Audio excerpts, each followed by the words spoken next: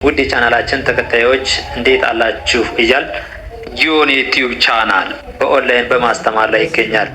የምናስተምረው አማርኛ፣ እንግሊዘኛ፣ ሂሳብ እና እንዲሁም ሌሎችን የትምህርት አይነቶች ሲሆን በየትኛውም ሀገር ሆናችሁ በኦንላይን መማር መከታተል የምትፈልጉ ታች ቪዲዮ ላይ ባስቀመጥነው ስልክ በኢሞ፣ በዋትስአፕ፣ በቴሌግራም ሃሎ ይበሉን፣ ይደውሉልን፣ መማር መከታተል ይችላሉ። እሺ በዛሬ ቪዲዮአችን ደግሞ ብናየው ፊደላትን ከላይ ወደ ታች በቅጽልም በድምጽም የተቀራራቢነት ያላቸውን ስናነባቸው እያንዳንዳቸውን ፊደላትን እያመሳሰልን ይሆናል ምናየውና ምናነባው። እሺ አሁን ምናይ የመጀመሪያ ፊደሎች ነው። የመጀመሪያ ፊደሎች ምንላቸው? ያን ፊደል 7 ቤተሰብ አለው። ከሰባቱ ለምሳሌ ሃን ከዚህ ጀምረን እስከ መጨረሻው ወደ ስንቆጥር 7 ቤተሰብ አለው። ከዛ መካከል የመጀመሪያ ብለን የምንጠራው ይሄን ነው ማለት ነው። የለም በተመሳሳይ ስለዚህ ወደታች እናነባቸዋለን። ወደታች እናነብ የመጀመሪያ ፊደሎች ምንም አይነት ቅጽል የላቸውም ማለት ነው። እስኪ ሀ ለ ሀ መ ሰ ሀ ለ ሀ መ ሰ ይሄው የመጀመሪያ ፊደሎች ምንም አይነት ቅጽል የላቸውም። ከናንተ የሚጠበቀው ለምሳሌ የሃን ቤተሰብ ለመጻፍ ሃን የመጀመሪያዋን ካዛችሁ ከዛ በኋላ ያለውን በቅጽሉ ሁለተኛ ሶስተኛ በሚለው በቀላሉ ማግኘት ትችላላችሁ ማለት ነው። ሃ ለ ሃ መ ሰ እንደዚህ አድርጋችሁ በደንብ አስታውሳችሁ መያዝ መቻል ነው ማለት ነው። ሳታዩም እንድጽፏቸው። ሁለተኛ ፊደሎችን ስናይ ደግሞ እነዚህ ናቸው። ቅጽላቸውን ስናይ ከጎን ነው ከጎን ኡ ሚል ድምጽ አላቸው። ሁ ሉ ሁ ሙ ሱ ሁ ሉ ሁ ሙ ሱ ሁ ሉ ሁ ሙ ሱ ኡ ሚል ድምጽ አላቸው ማለት ነው። እያንዳንዳቸው ሁለተኛ ፊደሎች ኡ ሚል ድምጽ እየጨመርን ነው የምናነባቸው። ቅጽላቸውን ስናይ ደግሞ ከጎን የመጀመሪያው ፊደል ከያዝነው ሁለተኛውን ለመጻፍ ምን የሚጠበቅብን ከጎን ቅጽል እንዳለው ማስታወስ ነው የሁሉም ፊደል ማለት ነው። እሺ ሶስተኛ ፊደሎች ደግሞ እግራቸው ላይ ወደ ቀኝ በኩል ሸፈፍ ያሉ ናቸው። እግራቸው ላይ ወደ ቀኝ በኩል ሸፈፍ ያሉ ናቸው። ስናነባቸው ደግሞ ምን አይነት ድምጽ እንዳላቸው አንበን ሂ ሊ ሂ ሚ ሲ ሂ ሊ ሂ ሚ ሲ ኢ ሚል ድምጽ አላቸው። ወደ ቀኝ በኩል ሸፈፍ ያለ እግርና ኢ ሚል ድምጽ አላቸው። ሂ ሊ ሂ ሚ ሲ ሂ ሊ ሂ ሚ ሲ። እሺ አራተኛ ፊደሎችን ስናይ ደግሞ ከቀኝ በኩል እግራቸው አጠራጠር ማለትም ከግራ በኩል እግራቸው አጠራጠር ያለ ከግራ በኩል እግራቸው አጠራጠር ያለ ባለ አንድ እግር ከሆኑ ደግሞ ወደ ግራ ሸፈፍ ይላል ማለት ነው። ባለ ስንት? ባለ አንድ እግር። ባለ ሁለት ወይም ባለ ሶስት ከሆኑ ደግሞ እግራቸው በግራ በኩል አጠራጠር ይላል ማለት ነው። ሃ ላ ሃ ማ ሳ ሃ ላ ሃ ማ ሳ። ስናነብ ደግሞ የሁሎችም አ ሚል ድምጽ የሁሉም ፊደል የአራተኛ ፊደል ከሆነ አ ሚል ድምጽ እንጨምርለታለን። ምን እንጨምራለን? አ ሚል ድምጽ አለው ማለት ነው። ሃ ላ ሃ ማ ሳ። እሺ የአምስተኛ ፊደል ከሆኑ ደግሞ ምን ለያቸው? ከቀኝ በኩል ከእግራቸው ላይ ቀለበት አላቸው። ስናነባቸው ደግሞ ምን አይነት ድምጽ እንዳላቸው ሄ ሌ ሄ ሜ ሴ ሄ ሌ ሄ ሜ ሴ የሚል ድምፅ አላቸው ማለት ነው። የሚል ድምፅ አላቸው። እሺ ሄ ሌ ሄ ሜ ሴ። የስድስተኛ ፊደሎች ደግሞ የተለያየ ቅጽል ነው ያላቸው። ህ ል ህ ም ስ የሚል ድምፅ አላቸው። ምን አላቸው? የሚል ድምፅ አላቸው ማለት ነው።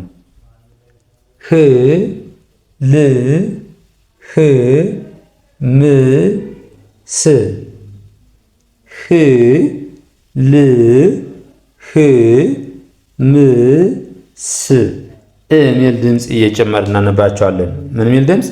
የሚል ድምፅ እየጨመርን እናነባቸዋለን ማለት ነው። እሺ ሰባተኛ ስናይ ደግሞ ከቀኝ በኩል ከላይ ቀለበት ይኖራቸዋል ወይም ደግሞ በቀኝ በኩል እግራቸው ያጥራል ማለት ነው። ስናነባቸው ደግሞ ምን አይነት ድምፅ እንዳላቸው እናያቸው። ሆ ሎ ሆ ሞ ሶ ሆ ሎ ሆ ሞ ሶ ሆ ሎ ሆ ሞ ሶ ሶ።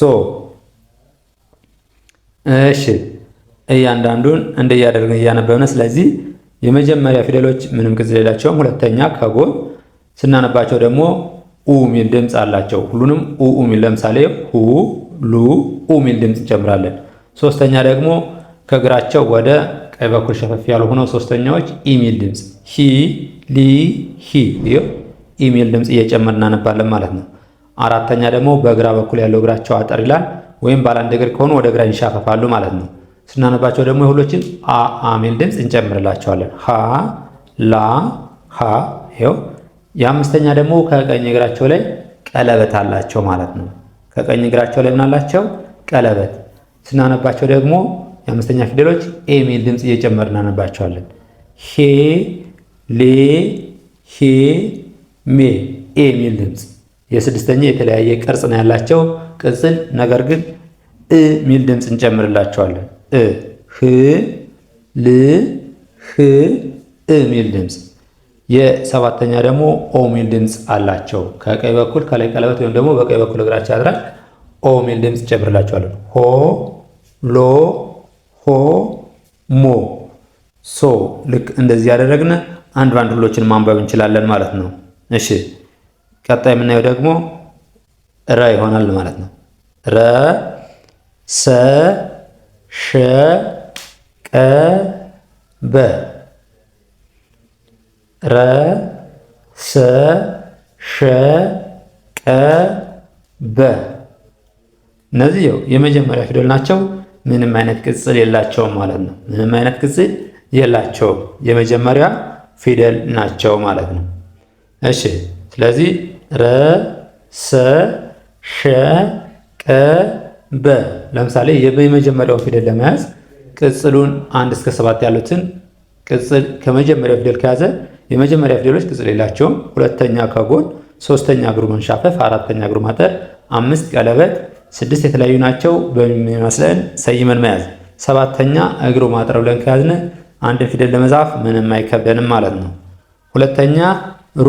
ሁለተኛ ፊደሎች ደግሞ ከጎን ከጎን ቅጽል አላቸው ማለት ነው።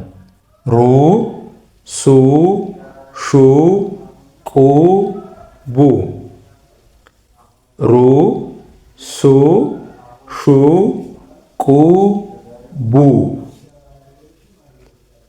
ኡ ሚል ድምፅ አላቸው። ልክ ሁሉም ከመጀመሪያው ላይ በደንብ አስተውላችሁ ካያችሁት ተመሳሳይ ስለሆኑ ሁለተኛ ፊደል በሁለተኛ ባልነው ይጠቃላል።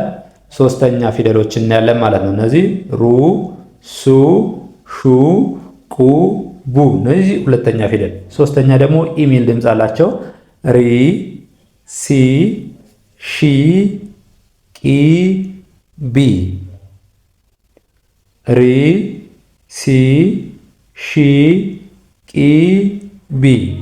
ልክ እነዚህም ተመሳሳይ ናቸው ማለት ሶስተኛ ፊደል ስለሆኑ እግራቸው ሸፈፍ ሸፈፍ ያለው ወደ ቀኝ ሆነው ኢ ሚል ድምፅ ያላቸው ያው ሪ ሲ ሺ ቂ ቢ። እሺ አራተኛ ፊደሎች ደግሞ እግራቸው ማጠር ነው፣ አ ሚል ድምፅ ነው ያላቸው ብለናል። እስኪ እናንባቸው።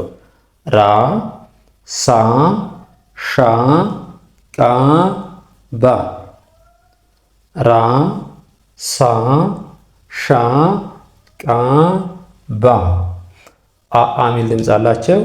እግራቸው ደግሞ በግራ በኩል አጠር አጠር ያለ ነው ማለት ነው። ይኸው ባለ አንድ እግር ከሆኑ ደግሞ ወደ ግራ ይንሻፋሉ ያለን ይኸው ልክ እንደዚህ ማለት ነው። ራ ሳ ሻ ቃ ባ። እሺ የአምስተኛ ፊደሎችስ ከእግራቸው ላይ ከቀኝ እግራቸው ላይ ቀለበት ነው ያለን። ይኸው የመጀመሪያው ፊደል ከያዛችሁ ሁሉም ተመሳሳይ ስለሆነ የአምስተኛ ፊደልና አምስተኛ ፊደል ተመሳሳይ ነው። ቅርጹ ወይም ቅጽሉ የሚቀመጥበት ቦታ ማለት ነው። ሬ ሴ ሺ ቄ ቤ ሬ ሴ ሺ ቄ ቤ ሬ ሴ ሺ ቄ ቤ። የስድስተኛ ፊደሎች የተለያዩ ናቸው። እኛን ደስ በሚለው ወይም ደግሞ እናንተን በሚገባችሁ መልኩ ምን ማለት ሰይማችሁ መያዝ ማለት ነው። ሚል ድምፅ አላቸው። ር ስ ሽ ቅ ብ ር ስ ሽ ቅ ብ ር ስ ሽ ቅ ብ ሮ ሶ ሾ ቆ ቦ። እነዚህ ደግሞ ኦ ሚል ድምፅ ያላቸው የሰባተኛ ፊደሎች ናቸው ማለት ነው። የሰባተኛ ፊደል ከሆነ ኦ ሚል ድምፅ ይኖረዋል። ሮ ሶ ሾ ቆ ቦ ሮ ሶ ሾ ቆ ቦ። ቅጽሉ ስናይ ደግሞ ከላይ ቀለበት ወይም ደግሞ በቀኝ በኩል እግራቸው ማጠር ይሆናል። ምን ይሆናል?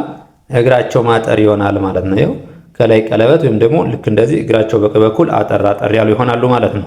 ልክ እንደዚህ ያደረጋችሁ እጥር ምጥን ባለ ቪዲዮ እንደዚህ እንሰራላችኋለን። ማንበብ፣ መለማመድ፣ መጻፍ ትችላላችሁ። ከዛ ውጭ ደግሞ በኦንላይን መማርና መከታተል ለምትፈልጉ ከሀገር ውስጥም ሆነ ከሀገር ውጭ ናችሁ ታች ባስቀመጥነው ስልክ በቴሌግራም፣ በኢሞ፣ በዋትስአፕ እናንተ የምትጠቀሙበት ማንኛውም ሶሻል ሚዲያ ሃይበሉን ደውሉልን። በአጭር ጊዜ አቀላጥፎ ማንበብ መጻፍን እናስተምራችኋለን። እንዲሁም ሀገር ውስጥም ሆነ ሀገር ውጭ ናችሁ ህፃናትን ማስተማር ለምትፈልጉም ደውሉልን፣ ሃይበሉን። በአጭር ጊዜ አማርኛ፣ እንግሊዝኛ፣ ሌሎችንም የትምህርት አይነቶች ህፃናት በአጭር ጊዜ አቀላጥፈው እንዲያነቡ እንዲጽፉ አድርገን እናስተምራለን። ለዛሬ ይዘን የመጣ ነው ይህን ይመስላል። በሌላ ቪዲዮ ወይም በሌላ ትምህርት እስከምንገናኝ መልካም ጊዜ፣ ሰናይ ቆይታ ተመኘሁ።